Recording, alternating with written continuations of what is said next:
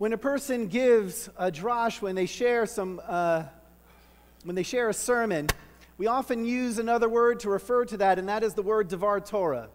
When they come up here, and that's traditionally translated as a word of Torah, for they are quite literally sharing words. But Devar does not only mean words, but it can also mean thing, a thing of Torah. And our darshan this morning, Evan Greenspan, really embodies both of those words, both of those meanings. I've studied with Evan before, he's been on this bima before, and he shares really beautiful divrei Torah, words of Torah.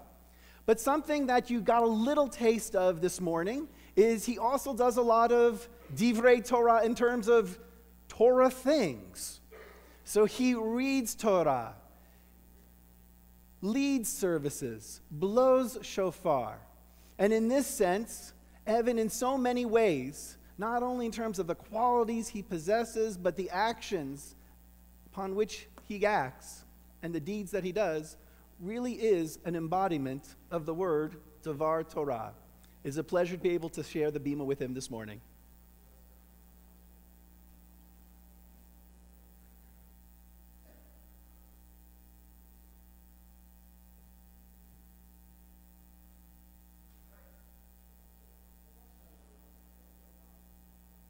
Shabbat Shalom. How about this? Oh, too much. Okay, sorry. So you learn a couple things being up here. Uh-oh. Okay, very good. Shabbat Shalom, everybody. I know, another speech, right? Okay, we'll go fast. I want to thank Rabbi Bernhardt and Rabbi Silver, and Cantor Biegeleisen is over here, and Cantor Judy, I don't know where you are, for giving me the chance to speak to you today and share some thoughts with you as your lay darshan. I should start by noting that some of the events in today's Parsha and the Maftir involve some of the most controversial, difficult, challenging, baffling aspects of the entire Torah. These are topics that rabbinical students write their PhD theses on and fail. Some are even sent back to afternoon Hebrew school. These are topics that King Solomon himself said he could not fathom. True. Topics that a rabbi might allow an unwitting layman to take the pulpit to address. So I'd like to say thank you for the opportunity to allow me to explain all of this to you in 10 minutes or less. Now, second, in the Adat Ariel Lay Darshan Handbook, there's a rule. It says, please do not directly address the bar or bat mitzvah family. So, Natalie, I have to break the rule, because what you should know is we have a 12-year journey, my family and I, with the Friedman family. My daughter Julia is over here, went through preschool and day school with Natalie's older brother Alain, and we have spent many happy years together in Simchot and even done a little traveling. And so when I got the call to speak on this day, I was just knocked out because I could share the Simcha with the Friedmans. And I just want to say I've known Natalie since she was probably 2 years old in a stroller and had a vocal range of 2 notes. And you knocked it out of the park today, kiddo, so yesh koach. Today's Parsha, Shmini, has a few central themes. It briefly describes the service through which Aaron, through Moshe's instruction, inaugurates the tabernacle in the desert. And this all goes spectacularly well. If you read the text, you can, God actually sends forth a fire to consume the first offering. It's very dramatic. This is then followed by a second offering, which is unauthorized by 2 of Aaron's sons, and this is an absolute disaster. There's a fire again, but this one comes and actually kills the 2 sons. The Torah says that they offered a Eish Zarah, which is an alien fire. Then later, as Rabbi mentioned, we have an extensive introduction to the animals, birds, and sea life, which we can and cannot eat, which form the basis of the kosher laws to this day. And interestingly, the Parsha mentions there were some kosher insects, which I think will make the UN sustainability folks really happy. Finally, as Rabbi mentioned, that today is Shabbat Parah, which means that the first Seder is just 3 weeks away. Shabbat Parah is the second of 4 special Shabbatot prior to Pesach, and we read the maftir of the Para Aduma, which is what Danny and I were up here doing. The mysterious red heifer, which comes from Parshas Chukat, which comes in a couple of months. So what is the red heifer? Well, in Jewish law, as Rabbi also mentioned, I said I was going to have, you've got half my drash already. Touching a human corpse renders one spiritually impure. So the Maftir describes a process you can purify yourself after encountering a corpse. And this involves a special mixture of ashes from the para after it's sacrificed and water. And the ritual was recounted this week as part of the preparation for process for Pesach. So it goes back quite a long way, certainly to the days of the Second Temple.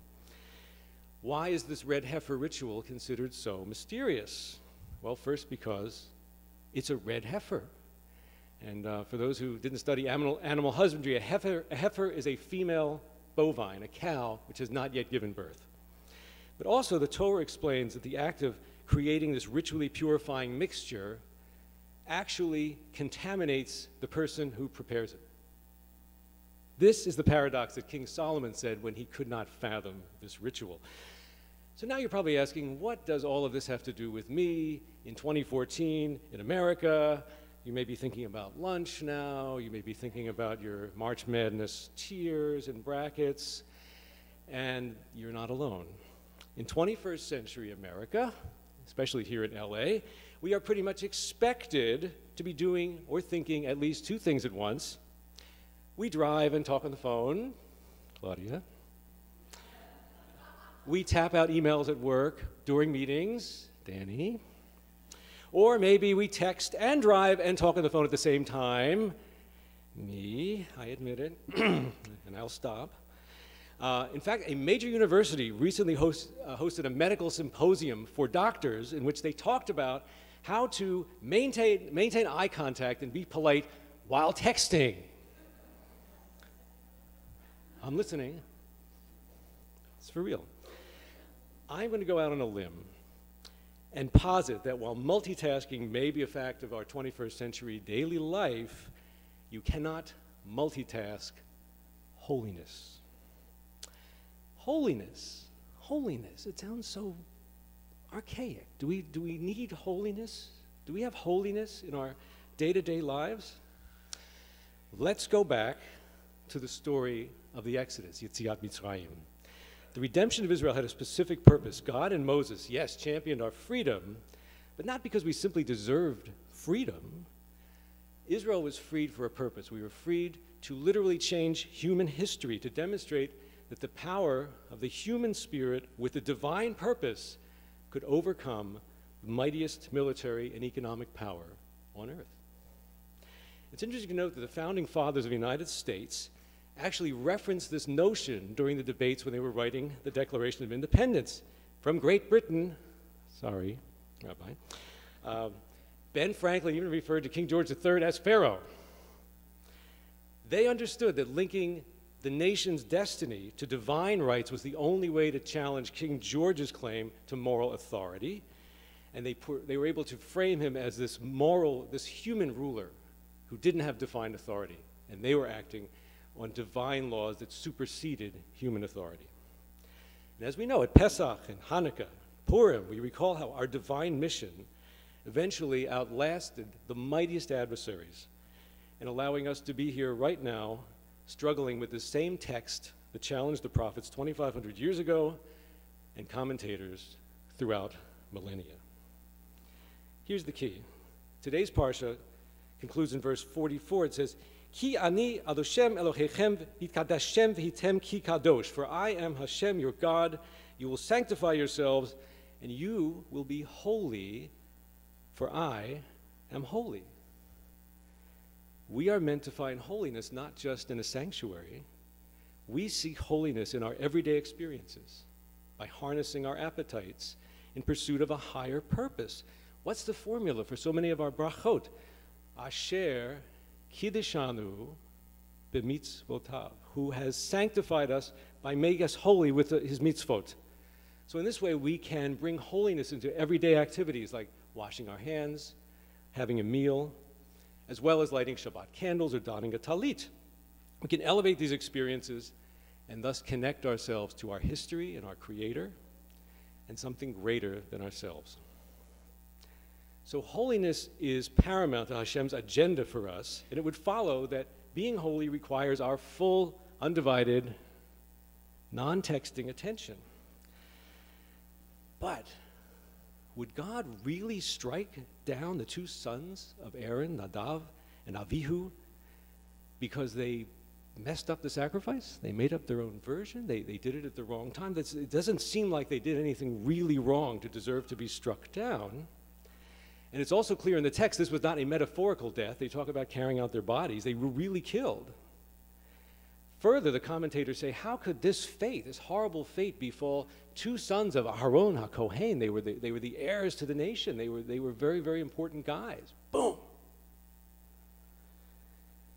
On the other hand, Torah is a unique document in human history.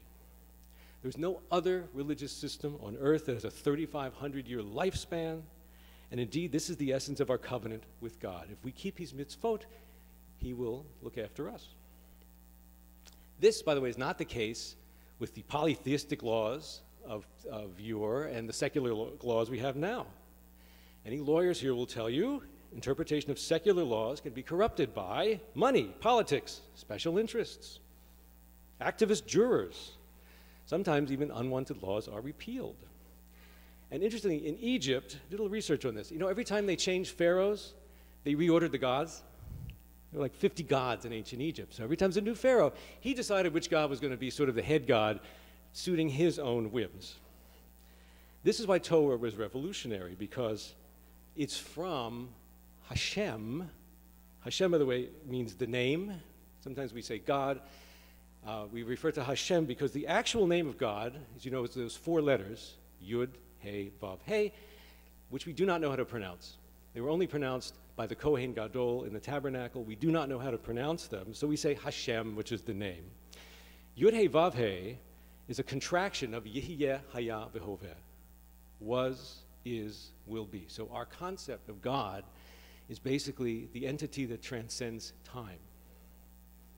Hashem wanted to establish the importance of the priestly service so firmly, in my opinion, that maybe the purpose of Nadav and Avihu's lives were to serve as an eternal reminder to safeguard the mitzvot in its original form. One more point. What makes a divine law different from any other law? This question takes us back to our themes of kashrut and the para aduma, the red heifer. So generally speaking, you can look at mitzvot in the Torah in two categories.